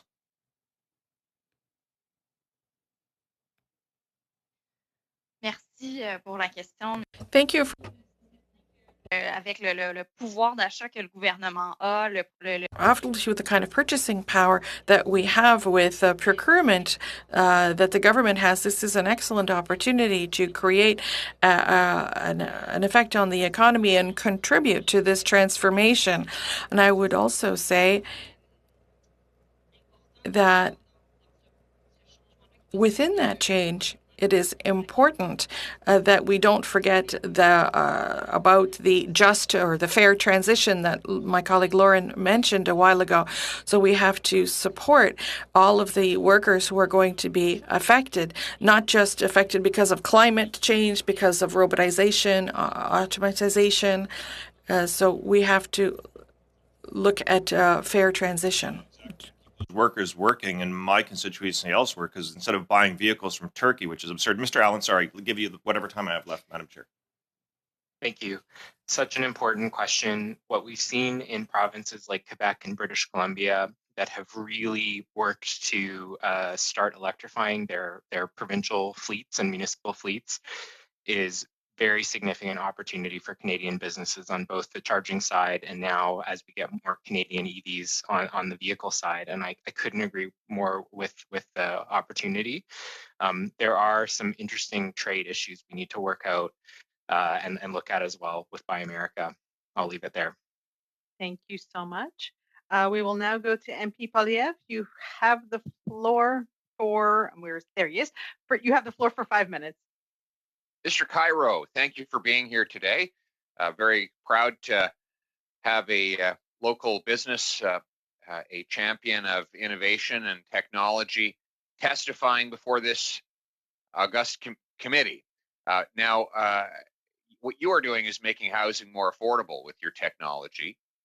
And as I see it, that's an opportunity to provide home ownership to people who would otherwise be stuck renting for the rest of their lives. Can you talk a bit about how your technology will enable working class people to aspire to and achieve the dream of home ownership? Thank you for the question, Mr. Polyev.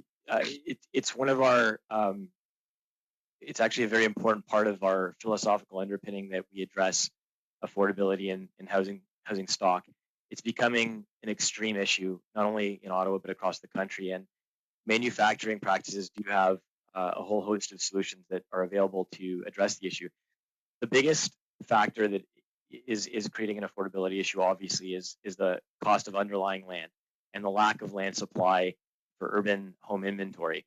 After that, building costs have skyrocketed, and the cost to assemble in traditional fashion homes has really skyrocketed. And can I ask for a clarification? Yes. You say that land costs and land scarcity is a problem. We live in one of the most abundant countries in the world when it comes to land. We have among the lowest population densities of any nation on planet Earth. How is it possible that we have a shortage of land?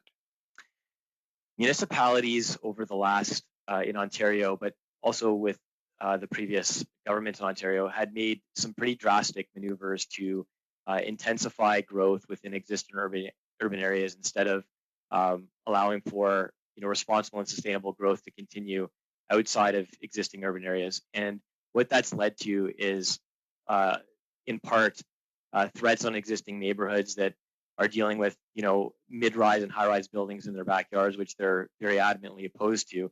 But some of that mixed use is important. That being said, we've taken such an extreme intensification approach to growth that the cost of a new home has dramatically increased. The demand, especially from new Canadians, is for a backyard and what Canada has to offer, by way of a lifestyle change. And forcing them into towers has been difficult. And what's happened as demand has skyrocketed relative to the little supply coming on is that new home inventory has dramatically changed in price. Right. So basically, working class people, immigrants, want and should have the opportunity to earn a good wage and put that money towards a good home, but municipal and provincial governments prevent them from doing so by restricting their access to land, even though Canada has more space where there's no one than we have where there's anyone, even though if you spread Canadians out evenly, we'd have more than a football field for every single Canadian. Somehow we have a land shortage. That is a government failure, not a market failure. Now, that's the supply side. On the demand side, you are telling me that the cost of raw materials are rising. I've seen that these prices have gone up, corresponding with the Bank of Canada printing unprecedented amounts of money. We've seen lumber prices go up 400%. Commodity prices are up 50%. And that obviously gets baked into a house price. Are you seeing the same inflationary pressures over the last year since the central bank started printing cash? Your referred to increased statistics are actually very much correct. And it is a severe issue in the cost of a new home. And this is an inflation tax that hurts working class people because their wages don't go as far. Of course, it's very good news for extremely wealthy people whose assets become far more valuable. Thus, the rich get richer and the poor get poorer. Tell me how a company like yours can counter that unjust effect by making housing more affordable and by unleashing the power of the free enterprise system to give people the opportunity to own a home. So traditionally, new home builders are able to prevent a whole host of competition by owning the very rare land resource. If we could create competition by manufacturing housing in a new way that's disconnected from land ownership, I think that competition for the building products and the homes themselves might trigger a more affordable housing stock. It doesn't address anywhere near the magnitude of increase in land value that's the big issue, or the taxation built into municipal fees, provincial fees, and tax. But I do think competition around manufactured product will make a positive impact on the overall affordability of new homes. Thank you very much, Mr. Cairo. And we will now go to MP Johari. You have the floor for 5 minutes. Thank you, Madam Chair, and thank you to all witnesses for your testimonies today. I'd like to ask the question from Mr. Alon. I understand one of your subsidiaries, FLO, is working on a $13 million curbside electric vehicle charging program at New York City. And I also understand you are having a number of these projects across North America. Can you initially give us a breakdown? When you say North America, how many of them are in Canada, and how many are is actually in US, and how many are is in Mexico? Thank you. Yes, that's right. We actually took stations that we designed and built for the city of Montreal, and then we've adapted them and made modifications for a number of American cities. So our two largest American deployments are in the city of Los Angeles. where we've deployed stations on their existing light poles to take advantage of energy efficiency measures they made and create more charging stations. So I think we're in a couple hundred there. And then we've also just announced that we're shipping over 120 stations to the city of New York. They'll go on all 5 boroughs, and those were custom designed for the New York streetscape because they wanted a particular look and feel. We hope that's the beginning of a lot more. Right now, as I said, most of our operations are in Canada, and we have sold over 40,000 charging stations since we started. The bulk of those are in Canada, but we're getting ready for major expansion in the United States. Great. Can you tell us about the financing? How was it financed? Was it financed by the municipality? Was it financed by the state? Was it financed as part of a, federal government initiative in U.S.? It depends in which case you're speaking of. In Los Angeles, it was financed by the Bureau of Street Lighting, which is a municipal agency that controls those streetlights. In the city of New York, it is a co-funded program by Con Edison, the local utility, and our company. We've seen different models, many utility-owned models or municipal-owned models for Canadian deployments. And in Canada, of course, there's very important support from Natural Resources Canada, which has done a lot to expand charging station deployment in Canada. Yeah, I am a recipient. Richmond is a recipient of 13 of those charging stations. I'm not sure whether they are coming from your company or not, but this was great news, not only for Richmond Hill but also for York Region, who's receiving a lot more. Now, in your point of view, do we need to have these charging stations ready in anticipation that the demand will come down the road, or should we wait for the electrical vehicles, EV, get much cheaper and much more affordable before we start putting these charging stations? What are your thoughts on that? If you survey people that are looking for new vehicles, they will overwhelmingly tell you that they will not buy an electric vehicle unless they see some way to charge it. In practice, most Canadians charge at home or at work most of the time, unless they live in a condo building or an apartment where it can be harder to charge. And so you do find most charging happens at home and in the workplace, and those are really important areas to deploy. But people want to know that when they're going to their kids' baseball games or they've got a long driving day after work, that they could get public charging.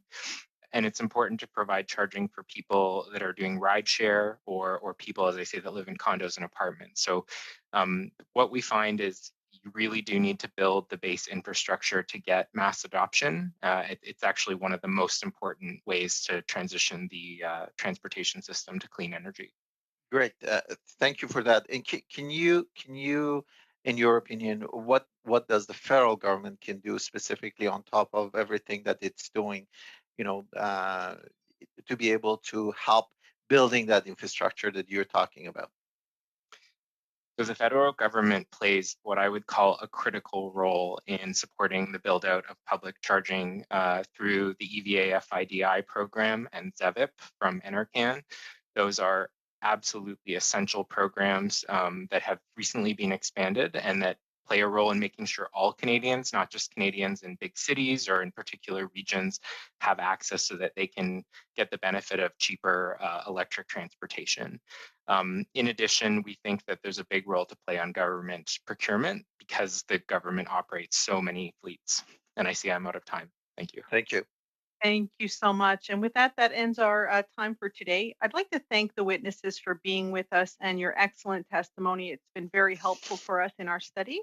And of course, a thank you to our IT crew, folks in the room, analysts and our clerk. Puis, un gros merci encore, service de traduction. Merci encore pour votre travail. Thank you. Thanks again to the interpreters. Have a good afternoon.